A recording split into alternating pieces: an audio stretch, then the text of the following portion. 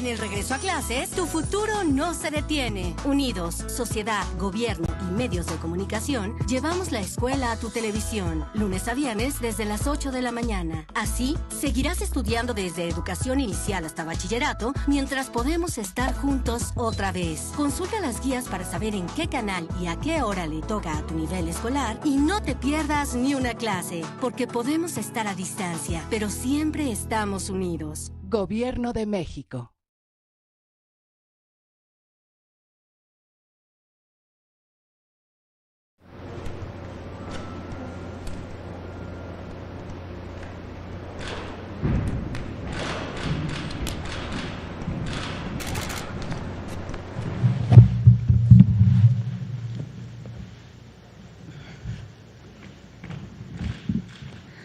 Muy buenas tardes, son las 6 de la tarde y damos inicio a nuestra conferencia vespertina sobre temas económicos y financieros, en los que desde el 24 de abril le hemos venido dando seguimiento a los programas que ha puesto en marcha el Gobierno federal para dar respuesta a los efectos económicos del COVID-19. En particular, le hemos dado seguimiento a la dispersión de apoyos financieros por 25,000 pesos que se puso en marcha para que empresas, pequeñas empresas pudieran, mitigar los efectos económicos de la pandemia. Al mismo tiempo, hemos ido complementando este seguimiento de estos programas con otra información de otros programas, de programas que ya estaban en marcha, pero que han hecho algunos ajustes también, flexibilizando algunas de sus reglas de operación para que hacer extensivo otros apoyos. Así hemos tenido los apoyos que otorga el Infonavit, el Foviste para créditos hipotecarios, créditos personales como son los de Fonacot o los del ISSSTE. Y paralelamente, no solamente programas de apoyo económico, sino también esta conferencia se ha dedicado a traer a la discusión, a la luz pública, programas que, si bien no ofrecen apoyos financieros, sí dan información, apoyos de trámites, de datos que son relevantes para empresas, familias y trabajadores, y que con esta información creemos pueden tomarse mejores decisiones. Así, todos los días tenemos invitados que nos muestran bases de datos, nos muestran programas o nos hablan de temas que son, creemos, de interés general. El día de hoy tengo como invitado al subsecretario de Minería, que nos acompañó también el domingo pasado en la presentación del Fideicomiso de Fomento Minero, pero que hoy, dadas las preguntas que se despertaron ese día, pues le volvimos a invitar y lo hicimos ante la oportunidad de tenerlo en la Ciudad de México, porque usualmente él despacha en la ciudad de Chihuahua. Así es que bienvenido de nuevo, Francisco. Y antes de pasarle la palabra a Francisco, entonces voy a dar el reporte diario del programa de apoyo financiero denominado Crédito a la Palabra. Este es un programa que tiene como meta 1 millón de beneficiarios. Estamos ya muy cerca de esa meta. Recordar que la dispersión de estos apoyos financieros se hizo de manera paulatina, se hizo de manera segura para no saturar las sucursales bancarias. De manera que fuimos dispersando en 3 bancos, Banco Santander, Banorte y Banco Azteca, diciéndole a los beneficiarios en qué sucursal y en qué horario podían ir a recoger su apoyo financiero. Esto, por supuesto, nos limitó la cantidad de apoyos que podíamos distribuir diariamente, pero que, como todos los días se hacía esta labor, esta logística de dispersión, estamos ya muy cerca de lograr esa meta. Además de este 1 millón de apoyos, se dieron otros apoyos por otros métodos. Unos fueron unos depósitos directos, que fueron aquellos patrones, trabajadores independientes y trabajadores del hogar inscritos en el IMSS, y también apoyos que se han venido otorgando a tianguistas, taxistas, músicos tradicionales y otros oficios que se recopilaron los padrones. La Secretaría de Bienestar recopiló los padrones y esos padrones nos fueron transferidos a la Secretaría de Economía para hacer la dispersión.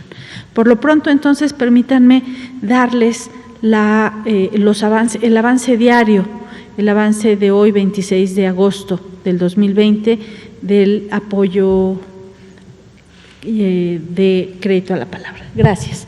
Como observan en la gráfica, vean cómo ya vamos en un total dispersado de 24,358 millones de pesos.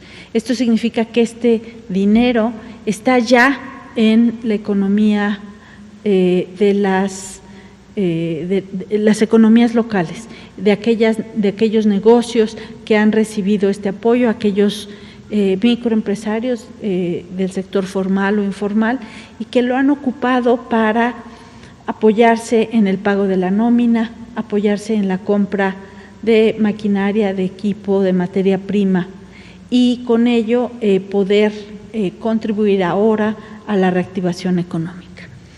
Estos 24,358 millones de pesos se convierten, cuando los convertimos en el número de beneficiarios, alcanzamos la cifra de 974,312 beneficiarios. Como ven, estamos muy cerca de la meta del 1,000,000 de créditos.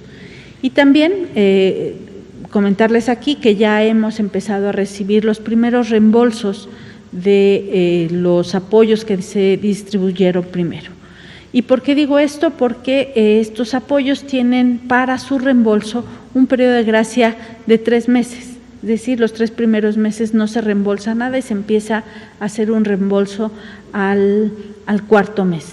Como empezamos a finales de abril, estamos a finales de agosto, ya tenemos los primeros reembolsos. De hecho, algunos de los beneficiarios que aún no cumpliendo los 3 meses del periodo de gracia, ya empezaron a hacer estos primeros reembolsos. Adelante, por favor. Decir nuevamente, enfatizar lo que hemos venido aquí repitiendo tarde a tarde, que hay algunos intentos de fraude, algunos intentos de poner alguna trampa a potenciales beneficiarios, pidiéndoles un adelanto, un depósito para obtener estos mismos créditos u otros apoyos del gobierno federal, apoyos sociales o también crediticios, hipotecarios o personales. Y aquí hemos reiterado una y otra vez que los programas sociales, el programa de apoyo financiero a empresas familiares, en ninguno de ellos es necesario hacer ni depósitos ni tener que dar nada por adelantado. Por el contrario, de lo que se trata es que los beneficiarios reciban ese apoyo financiero. Así es que les pido a todos que seamos cuidadosos, que en el momento que una publicidad engañosa nos lleve a pedir un adelanto, seguramente estamos frente a publicidad engañosa, a un intento de fraude. Así es que les pedimos que no caigan en estos esquemas, porque nosotros, si bien hemos ya cada vez menos recibido o hemos sido alertados de estos fraudes, sí hubo un momento donde sí teníamos muchos reportes. Desde la Secretaría de Economía levantamos frente a las autoridades un reporte, tenemos una carpeta abierta y en este hemos ido integrando cuando tenemos un nuevo intento. Adelante, por favor.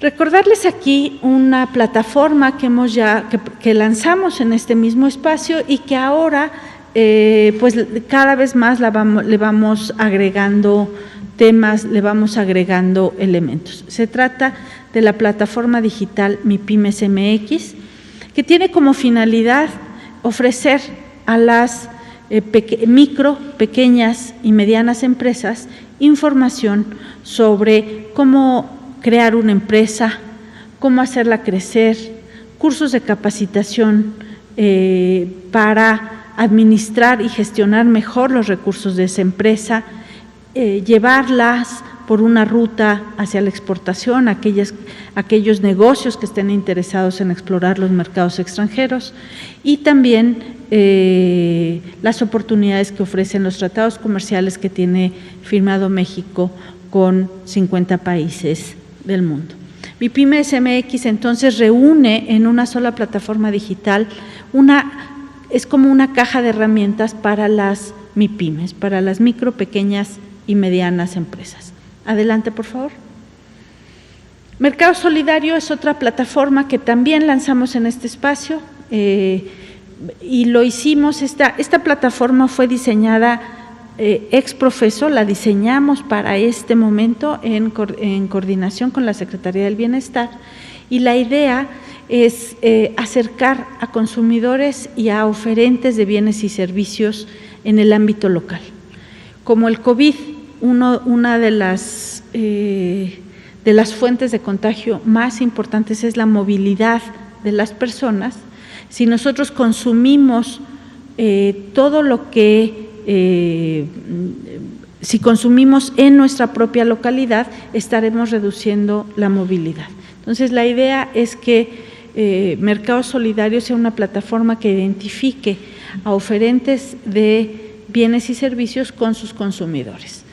En esta plataforma encontrarán ustedes la dirección, el tipo de bien o servicio que se ofrece, y al mismo tiempo a los negocios les ofrecemos que aquí en Mercado Solidario tengan ustedes registrado su negocio, que puedan decirles a sus consumidores qué venden, en qué horario lo venden, qué tipo de medios de pago aceptan y incluso las características de sus productos. Entonces, les invitamos tanto a consumidores como a negocios, sobre todo a negocios pequeños, que entren a Mercado Solidario, que se registren, y sobre todo decir y reiterar, todas las plataformas que anunciamos acá son de acceso gratuito, no cuesta, y son justamente para facilitar cómo vamos sobrellevando la pandemia. Pero creemos que Mercado Solidario tiene que ir más allá. No es solamente un instrumento para la pandemia, es un instrumento para crear lazos en las comunidades, para que sepamos dónde podemos adquirir esos bienes que consumimos día a día y que no tengamos que ir lejos, y que al mismo tiempo apoyemos pues el empleo y las finanzas de esos negocios que tenemos alrededor de nuestras comunidades. Adelante, por favor. Y finalmente, otra plataforma más, y esta tiene que ver con oportunidades de negocio, perfiles de dónde se puede exportar, dónde se puede invertir, dónde hay oportunidades para producir un determinado tipo de bien, porque ahí hay acceso a carreteras, a cadenas de logística, cadenas de frío, y hay acceso a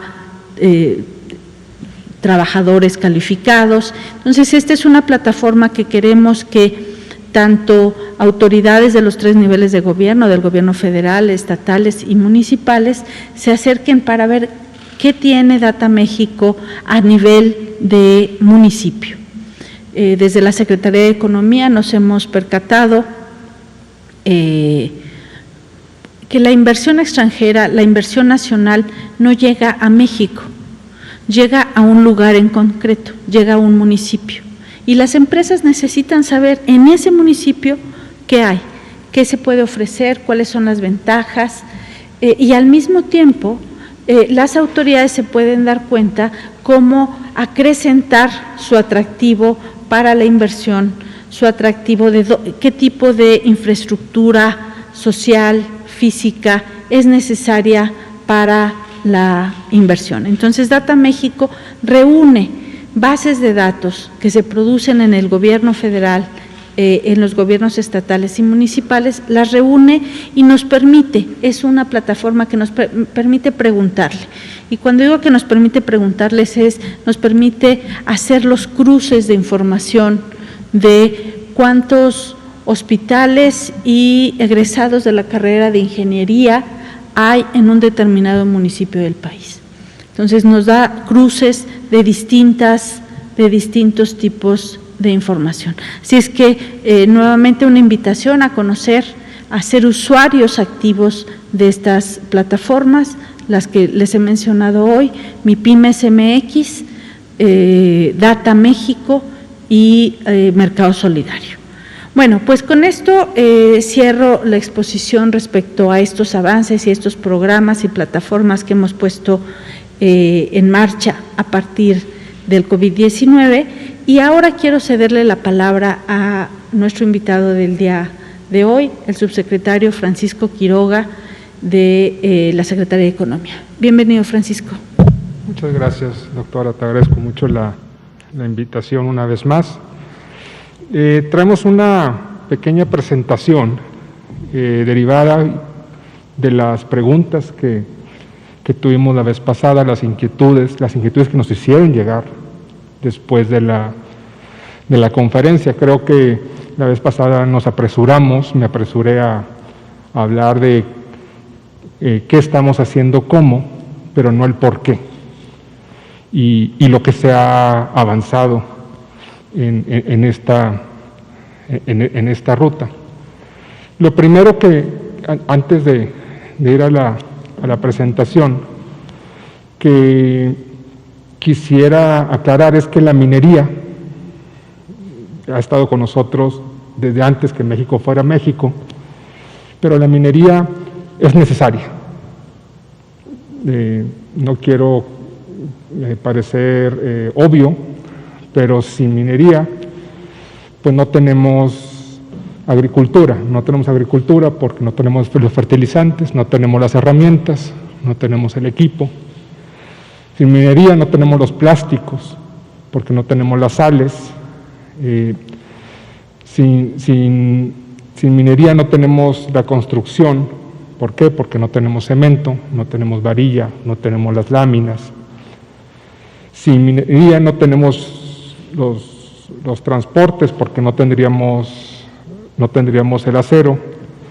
Sin minería no tendríamos los equipos eléctricos porque no tendríamos los cables. Por supuesto, ya no hablamos de los electrónicos, los celulares, las cámaras, micrófonos, etc. Entonces, lo primero es que la minería es necesaria. Y siempre se puede decir, bueno, a lo mejor es necesaria, pero pues se pudiera hacer en otro lado.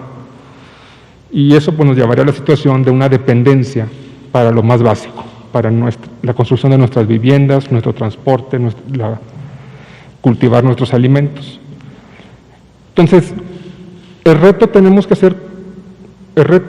que tenemos es cómo hacer la minería, hacerla bien, cómo una actividad que como todas ha ido evolucionando a través del tiempo, debemos hoy en México que sea un factor de desarrollo, que sea un factor de paz, de justicia, etc.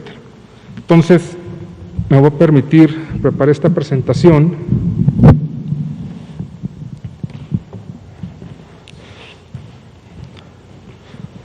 Por favor. ¿Qué estamos buscando en la Secretaría de Economía, bajo el liderazgo de la doctora Márquez? Darle viabilidad económica y social de largo plazo a la minería. Que sea económicamente viable, que sea competitiva, que haya innovación y que esta cause desarrollo social. Del lado izquierdo pusimos lo que está de nuestro lado, del lado del sector público. Primero es la función pública honesta con vocación social. Nos tenemos que asegurar que la autoridad fuera autoridad, que el regulador fuera regulador.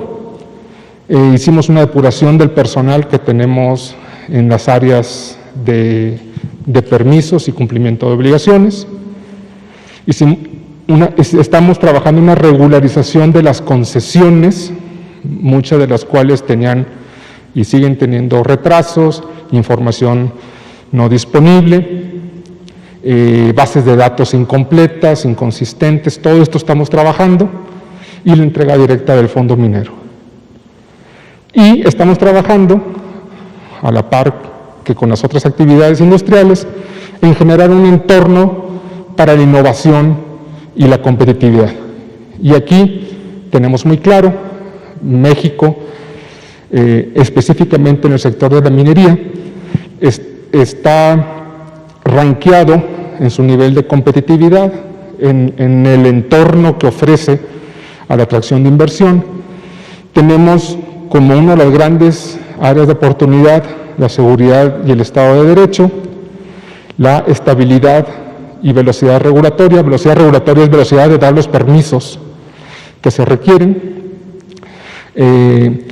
La carga fiscal también está ahí como un factor, vamos a decir, negativo desde el punto de vista de las inversiones, porque efectivamente en México la carga fiscal es relativamente alta. Sin embargo, ahí nosotros estamos satisfechos con esa carga fiscal. No queremos competir con precio, con costo. Queremos competir con valor, que el inversionista venga y sabiendo que aquí en México relativamente tiene que pagar más impuestos que en otros lados, como quiera venga, por todas las otras ventajas que tiene. ¿Y qué es los otros factores de competitividad? La licencia social, el blindaje social, costo y disponibilidad del financiamiento. Estamos trabajando en eso. El doctor Alfredo Tijerina ha venido un par de veces a explicar. Tenemos acuerdos con la banca de desarrollo, con la banca comercial. Estamos tratando de que haya los productos financieros adecuados para las diferentes fases de desarrollo, y el tema de la estabilidad laboral. Estamos trabajando con los grandes sindicatos, con los trabajadores, para que sean un factor de competitividad e innovación y no haya interrupciones a la continuidad operativa. ¿Qué tiene que hacer? ¿Qué es lo que le estamos pidiendo al sector privado? Tienen que ser una minería sostenible, ambientalmente sostenible y socialmente incluyente. Y vamos a poner disciplinas muy específicas.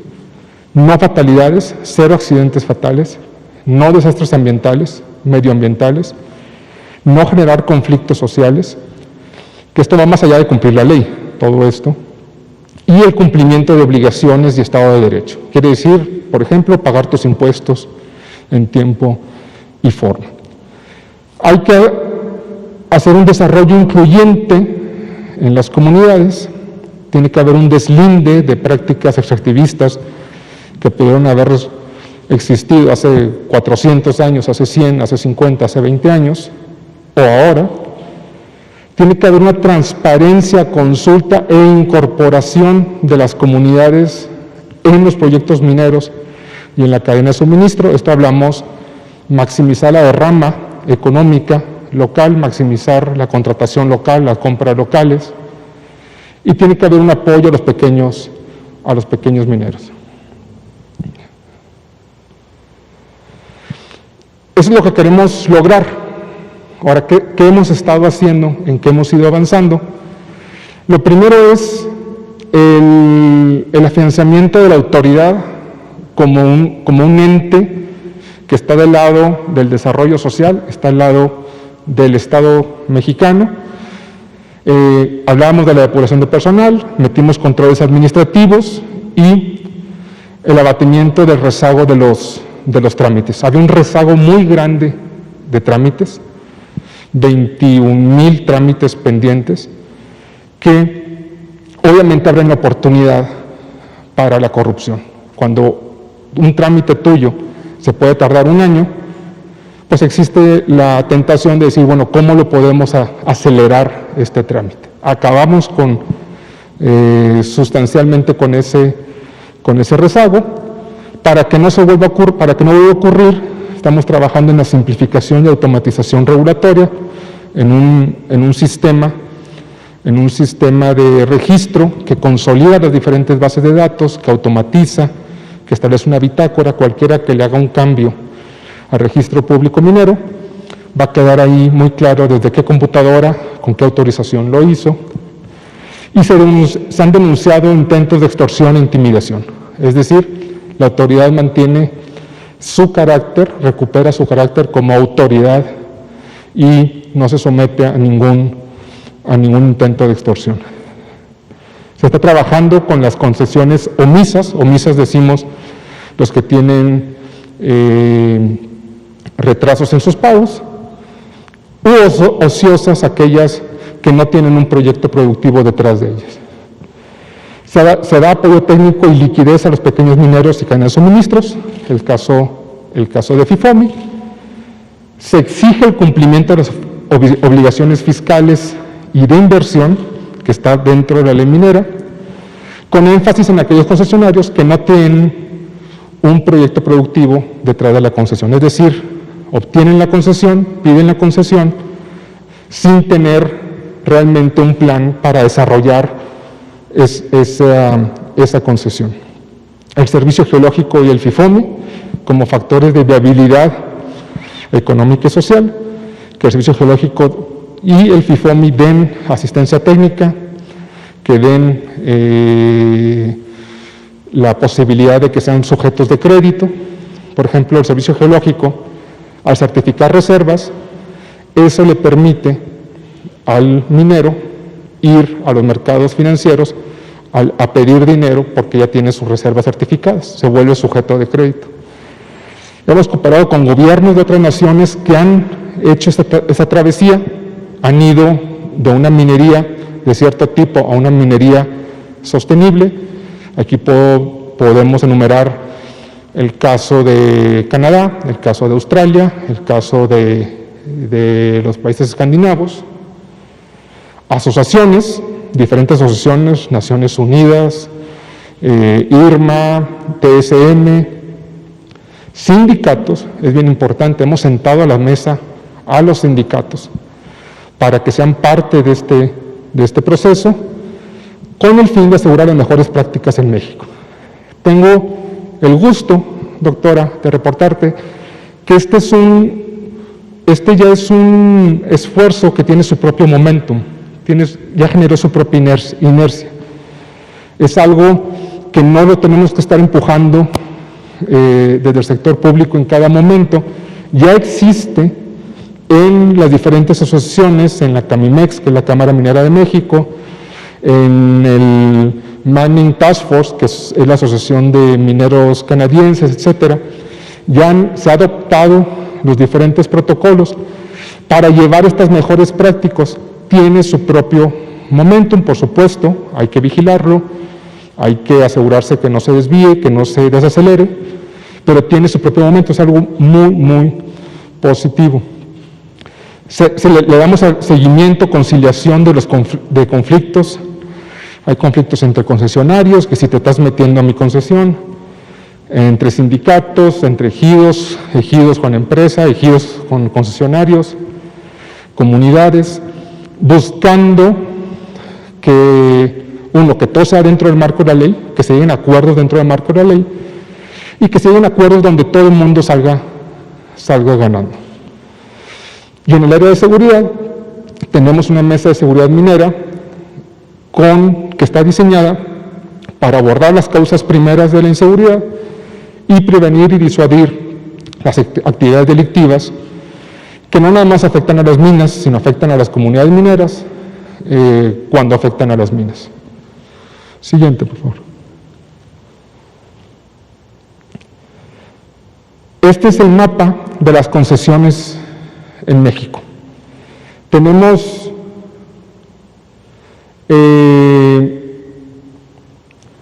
este no es el último, ahí dice 21 millones de hectáreas, de 25,000, ya bajó, son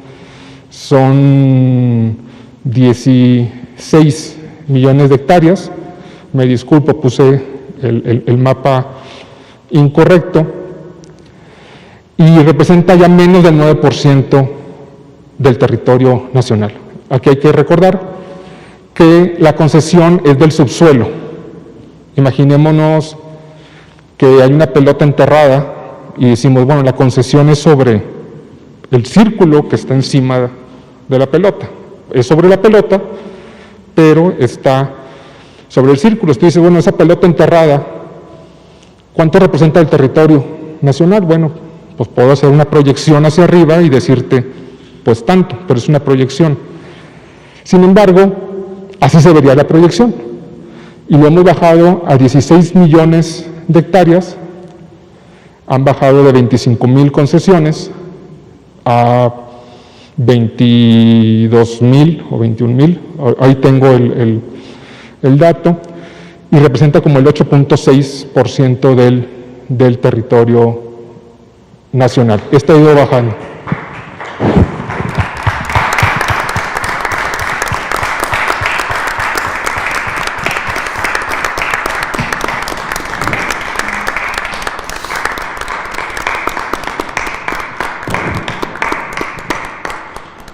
Bueno, Francisco, recuerda que no importa el mapa que hayas puesto, a las 6 en punto. Damos este aplauso para los trabajadores de la salud, a quienes todos los días les reconocemos su esfuerzo, su compromiso para el cuidado con los enfermos. A todos ellos, desde aquí, desde el Salón de Tesorería del Palacio Nacional, les enviamos un saludo muy solidario y que sepan que estamos cuidándonos la salud, estamos cuidando a nuestra familia, a nuestra comunidad, para que la capacidad hospitalaria permanezca baja y que con eso se alivie un poco el trabajo que han tenido en estos meses de pandemia. Vaya pues nuestro reconocimiento a los trabajadores de la salud y que tengamos pronto con todos esos trabajadores de la salud pues un trabajo conjunto. Hemos mostrado aquí, por ejemplo, y le voy a pedir a Fobiste que lo vuelva a mencionar próximamente, tenemos un apoyo, por ejemplo, de créditos hipotecarios destinados exclusivamente a los trabajadores de la salud. Así es que, pues, para todos ellos, un reconocimiento desde aquí. Adelante, Francisco. Gracias, doctora. El reconocimiento a nuestros compañeros. Entonces, así se ve comparado con otros países. El mensaje de esta lámina es que una cosa son las concesiones y otra cosa son las concesiones activas. Las concesiones activas representan 4 millones de hectáreas, aquellas que tienen algún tipo de operación minera, esto es decir, un poquito más del 2% del territorio nacional, y las obras mineras dentro de las concesiones activas representan un poco más de 200,000 hectáreas, es decir, 0,1% del territorio nacional. Normalmente, una concesión es de 1,500, 2,500 hectáreas y las obras mineras ocupan entre 10 y 20 hectáreas, es decir, menos del 1% de cada concesión. Siguiente, por favor.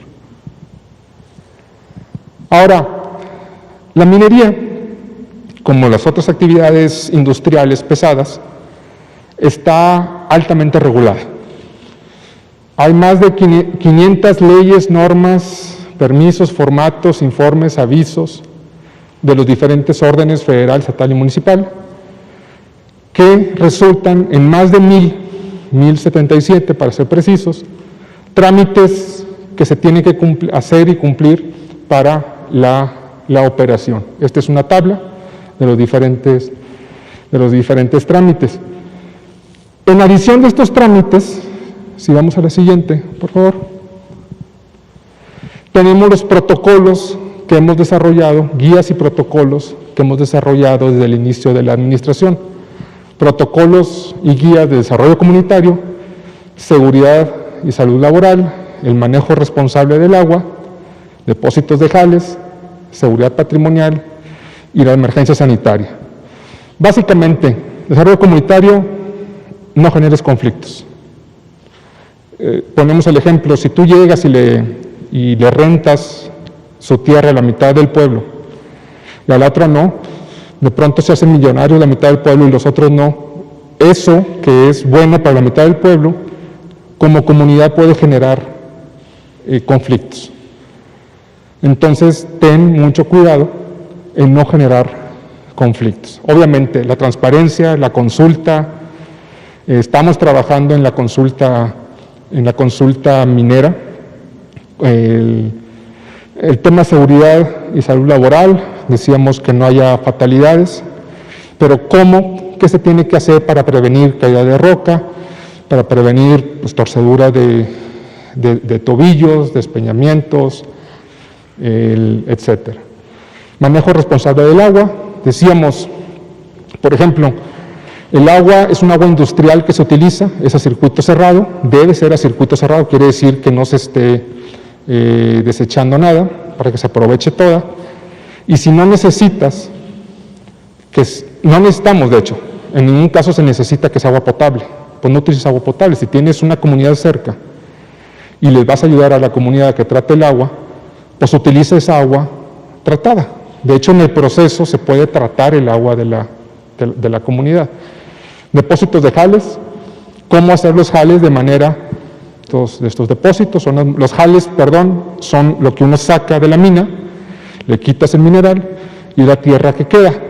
Mucho de esto se vuelve a meter para rellenar, o al final, si fuera un tajo, se utiliza también otra vez para rellenar, al menos en parte. En cualquier caso, si queda un monte, vamos a decir artificial, que ese monte, por más que llueva, por más que venga un huracán, por más que haya un terremoto, que no haya una afectación para la comunidad ni para el medio ambiente. Estos depósitos de jales, por ejemplo, se tienen que reforestar, y no reforestar con cualquier planta que crezca rápido, reforestar tomando en cuenta consideraciones de biodiversidad.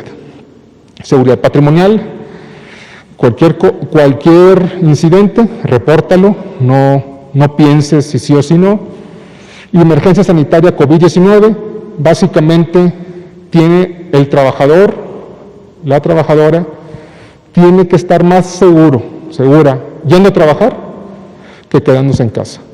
Ese es el estándar y es un resumen que estoy buscando hacer, enfatizando el estándar que nos estamos poniendo a nosotros mismos. Siguiente, por favor. Los salarios. El salario en la minería es 39% mayor al salario medio en la economía formal. Aquí tenemos, por ejemplo, en la minería metálica, 74% arriba. En la minería no metálica, y la no metálica, ¿cuáles son? Son las gravas, es la cal, es la sal, es solamente 12.5% mayor. Normalmente cuando pensamos en minería, pensamos en la minería metálica, y ese 74% arriba. En promedio, estamos 39% mayor al salario promedio, muy por encima, por supuesto, del textil, del transporte, del comercio, de la agricultura, la construcción. Siguiente, por favor. Y estos son ejemplos de rehabilitación. Uno dice, bueno, pues sí, puede ser que la minería sea necesaria, puede ser que la minería, cuando se hace, pues se haga de una manera segura, que no contamine a lo que está alrededor. Pero yo he pasado y yo he visto ahí tajos que son, pues parece zona de desastre, y eso, pues ¿qué va a pasar con eso ahí? Bueno, esto es lo que pasa. Este es el estándar. Esta es la fotografía de la izquierda, es como estaba, la fotografía de la derecha es como quedó. Estos son ejemplos de rehabilitación. Y traje varios. Si le podemos dar uno cada 10 segundos, estas son minas de carbón que se hicieron plantíos de árboles de aceitunas. Esto fue en Michoacán, en Ferrotepec. Este es un proyecto en el que yo estuve involucrado. Esto fue en Micare, en Coahuila. Todas estos fueron campos de pastoreo, porque es lo que necesitaba la comunidad. Esto es en Mongolia. Entonces, esto fue en Guatemala por Claro, es un sitio industrial.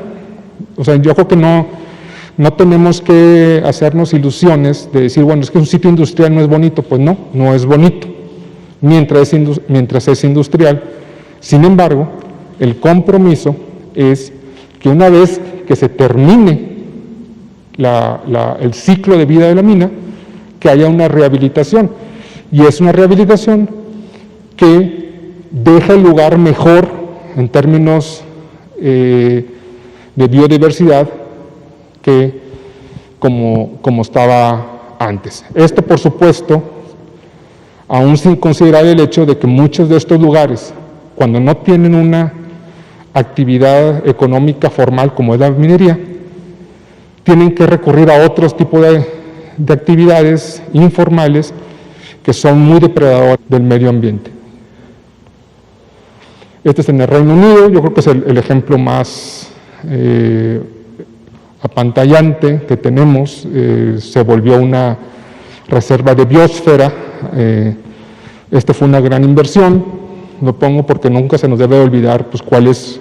Este es a mi juicio el mejor proyecto de rehabilitación que ha habido en el mundo, y no hay que perderlo de vista porque ese es el estándar que tenemos que tener. Muchas gracias. Muchas gracias. Abrimos el espacio para preguntas.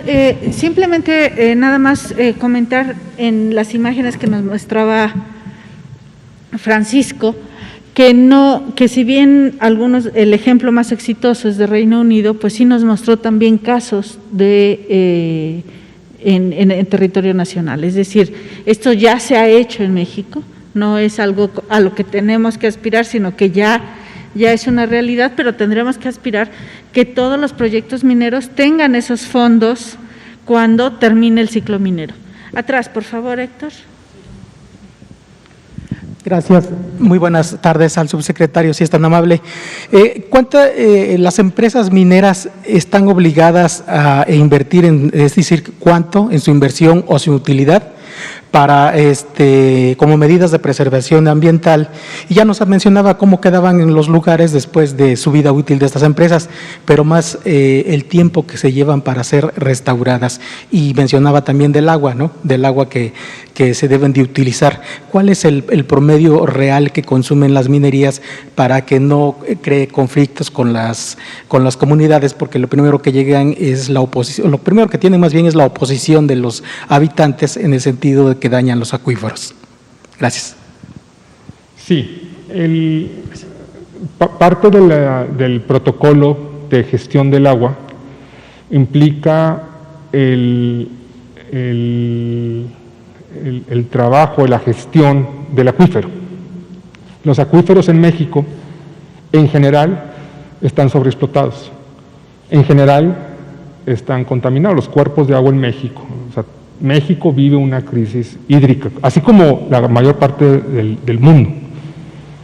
Entonces, parte del protocolo es decir, a ver, tu actividad económica, llegas a un lugar, te operas sobre un acuífero, en tu zona de influencia hay 2, 3 acuíferos, puede ser. ¿Cómo están? No, pues yo no voy a utilizar agua del acuífero, yo nada más voy a tomar el agua del tratada, ¿no?, de la ciudad, y por eso, pero no puedes llegar a un lugar donde hay una crisis hídrica y decir, ese no es mi problema, o sea, el protocolo de gestión del agua, el compromiso es que cuando llega una mina, el acuífero sobre el que opera tiene que ser gestionado, balanceado, junto con la vida, los ecosistemas que dependen del acuífero. Con eso trabajamos con agua. Los proyectos, yo te puedo decir de los proyectos que yo me acuerdo, pues uno iba el último que estamos acompañando. Acuérdense, nosotros promovemos la actividad económica, pero no promovemos ningún proyecto. Promovemos la actividad económica que cumpla con esto. Acompañamos proyectos para asegurarnos que se ajustan a los estándares. Entonces, así acompañamos diferentes proyectos para asegurarnos Y el último, que está en Morelos, el que va a estar sobre el acuífero de Cuernavaca, ese utilizaría 0.26%, o sea, una cuarta parte de 1% del acuífero. Y el acuífero está sobreexplotado y la mayor parte es en agricultura, de tantos por ciento, y el otro en otras actividades en el consumo humano, y otros en otras actividades industriales. Entonces, la preocupación es muy válida. Cualquier actividad que llegue, tienes que decir, oye, ¿cuánta agua? O sea, ¿qué me significas tú en términos del agua?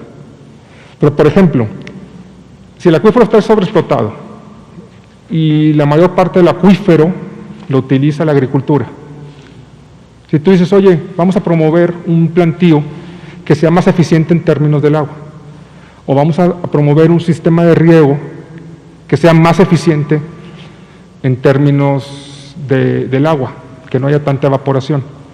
Ya con eso, pues puedes llevar a balance el acuífero, y son cientos de veces más que lo que utiliza la mina, lo que puede utilizar la mina de agua. No es tan complicado balancear un acuífero. ¿Por qué? Porque tiene que ver con actividades agrícolas, tiene que ver con el consumo humano, tiene que ver con las fugas en el sistema hidráulico que tenemos, tiene que ver con la evaporación en los sistemas de riego, tiene que ver con las aguas, el tratamiento de aguas. Entonces, hay 5 estrategias muy claras para balancear un acuífero, y esos son parte del protocolo de gestión del agua. Estamos trabajando con Conagua para asegurarnos que se balancean los acuíferos en los que operan las minas. No sé si responde tu pregunta.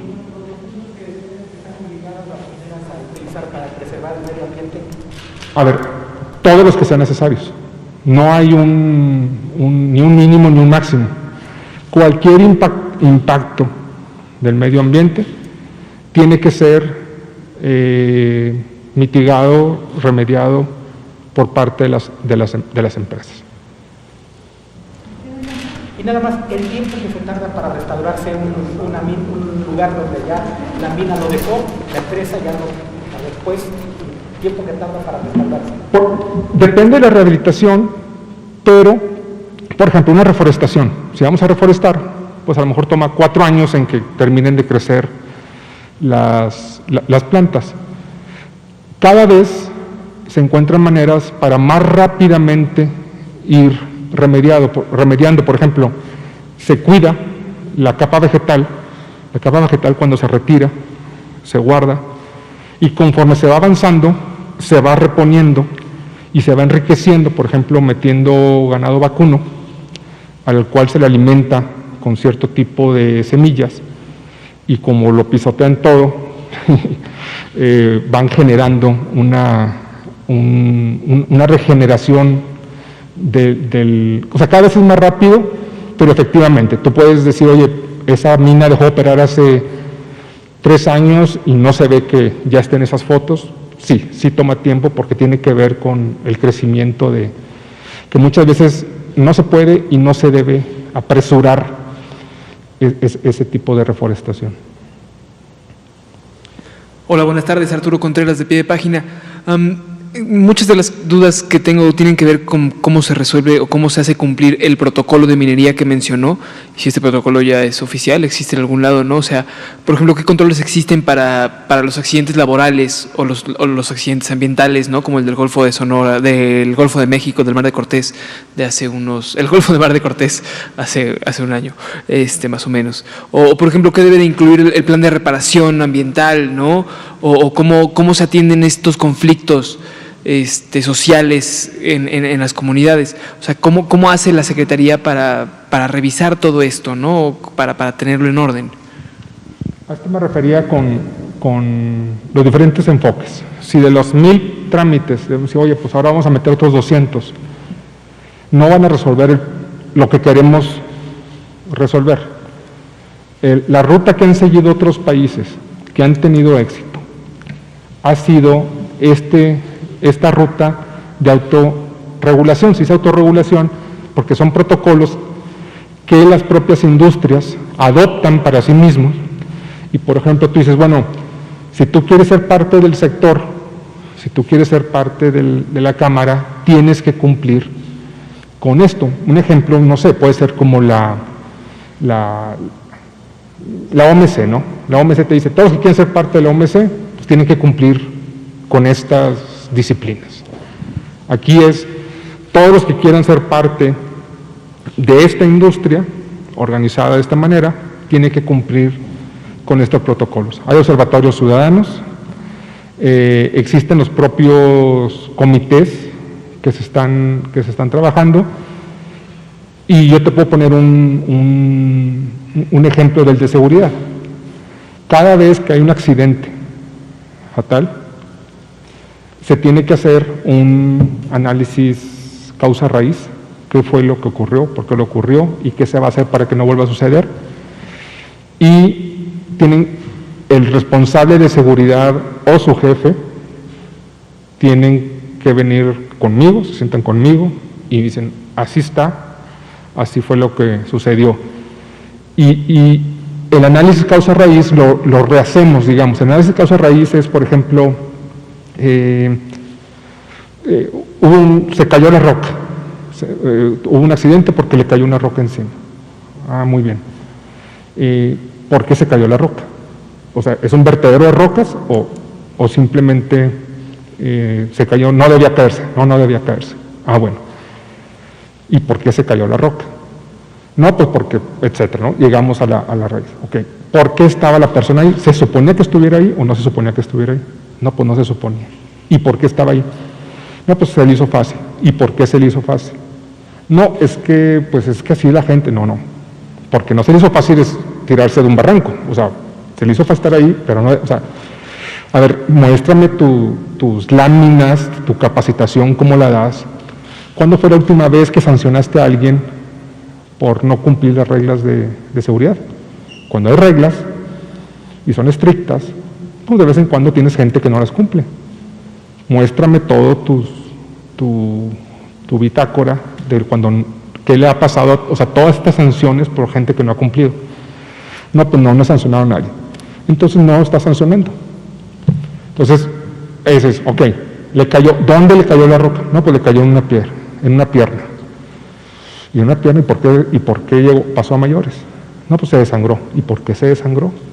Porque no tenías ahí lo suficiente. Es que estamos a 3 horas de donde se le puede dar atención. No, perdón. Una cosa es a 3 horas de donde se le puede dar cierto, o sea, tipo de atención, y otra cosa es que se desangre en esas 3.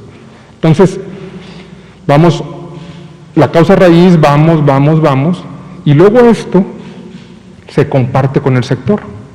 Se dice, a ver, pasó esto, ¿qué es lo que aprendimos? Pues tenemos que tener la plasma ahí, tenemos que aplicar torniquetes, tenemos que poner barreras. Muchas veces la única barrera que se necesita es esos plásticos amarillos, esas líneas amarillas, con eso es más que suficiente, etcétera, ¿no? Entonces, entiendo que muchas veces la tentación es decir, ¿y por qué funciona lo que funciona? Yo les puedo decir, este enfoque funciona. Si me dices, oye, ¿pero estás seguro que funcionaría? Pues no, efectivamente, pero funciona. Bueno, muchas gracias. Sabemos que funciona la explicación larga de Francisco, pero desafortunadamente se nos acabó el tiempo. Les agradecemos la atención a quienes nos siguen en redes sociales, en la televisión y aquí en Palacio. Les prometo que volverá Francisco con una explicación más larga, más tiempo para preguntas, porque debemos todavía preguntas. Y muchas gracias. Nos vemos mañana. Gracias a todos. La pandemia nos trajo dolor, tristeza, pero también nos afectó en lo económico. Ya estamos levantando la economía popular porque estamos aplicando un modelo nuevo. Ya no es como antes, que se rescataba a los banqueros, a los grandes empresarios. Ahora se está rescatando al pueblo. Por el bien de todos, primero los pobres. Segundo informe. Gobierno.